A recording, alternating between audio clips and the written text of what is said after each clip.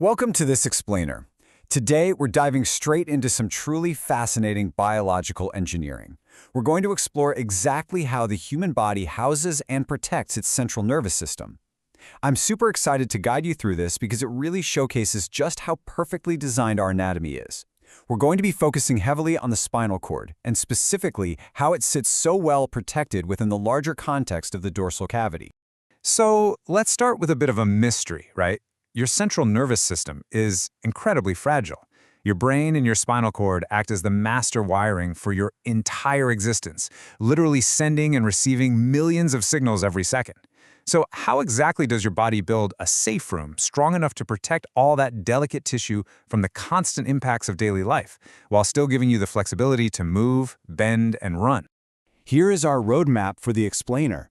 We'll start with the map to get our directional context.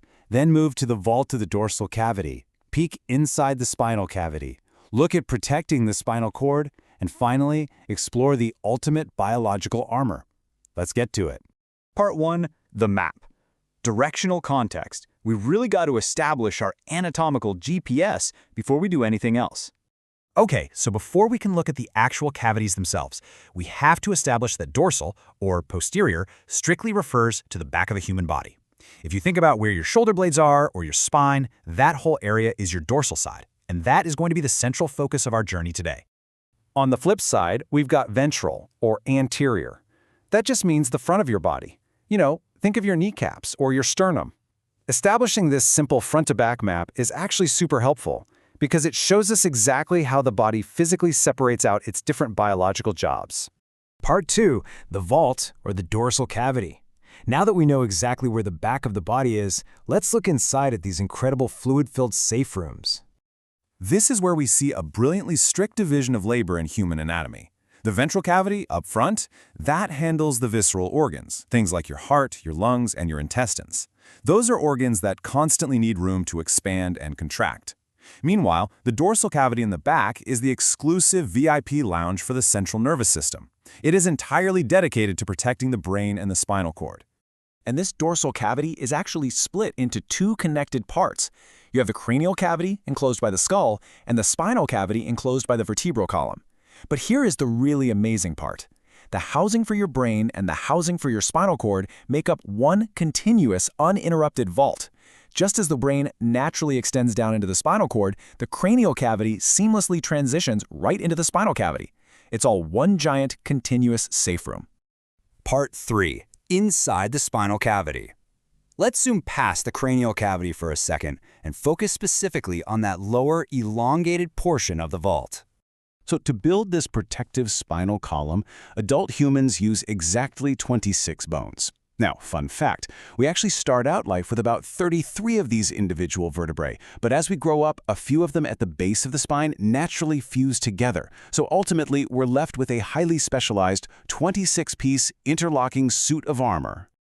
Breaking those bones down by region, we've got 7 cervical vertebrae in the neck, 12 thoracic vertebrae in the upper back, 5 lumbar vertebrae down in the lower back, and then those fused bones of the sacrum and coccyx at the very bottom.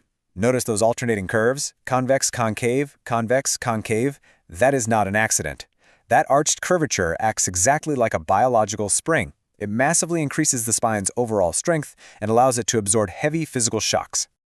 But, hard bones just grinding directly against each other wouldn't exactly feel great, right? So wedged between these bony segments are fibrous cartilage pads called intervertebral discs. Think of them as the body's internal suspension system. They absorb the impact every single time you take a step or go for a run, all while acting as heavy-duty ligaments holding everything tightly together. Part 4. Protecting the spinal cord. Now we finally get to the real star of the show. We've seen the outer walls, but the actual nervous tissue inside needs a lot more than just bone. If we peel back the layers of protection from the outside in, we see this absolutely brilliant triple threat defense system. Step 1 is that outer bony armor we just talked about. Step 2 is an inner wrapping of specialized membranes. And Step 3, a literal liquid shock absorber. Zooming in on Step 2, we find the meninges. These are 3 distinct layers of membrane that wrap the brain inside the skull and then extend all the way down to completely wrap the spinal cord. From the outside in, you've got the dura mater, the arachnoid mater, and the pia mater. Together, they create a super tight biological seal, almost like shrink wrap, that defends against physical trauma and keeps dangerous infections far, far away from your nervous system.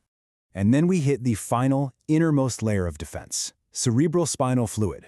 This is a clear, colorless liquid constantly produced by the brain, and it fills all the spaces between those meninges. It basically floats our body's master fiber optic cable in a customized, shock-absorbing bath. So, if you trip and fall, this fluid guarantees your fragile spinal cord doesn't just slam into the hard inner walls of your bones. Finally, Part 5, the ultimate biological armor. Zooming back out to the full skeleton really puts things into perspective. Just think about how much biological energy the body dedicates to securing this dorsal cavity. As this quote points out, the spinal cavity serves a dual role. It protects the spinal cord, absolutely, but it also acts as the main supportive structure for our upright posture. It isn't just some static, rigid vault. It's a flexible, dynamic backbone that lets us stand straight up, twist, and actually interact with the world around us, all while perfectly cradling our most vulnerable tissue inside. So, it leads us with this pretty fascinating thought. If the dorsal cavity is the ultimate safe room, how resilient is human anatomy when the very armor that lets us stand upright is compromised? It really highlights this delicate balance, right? We have extreme fragility on the inside, protected by incredibly robust biological armor on the outside. It definitely makes you appreciate all the silent, heavy lifting your anatomy does every single time you move. Thanks for hanging out with me for this explainer. Keep learning, stay curious, and keep marveling at the amazing structures that make you, you.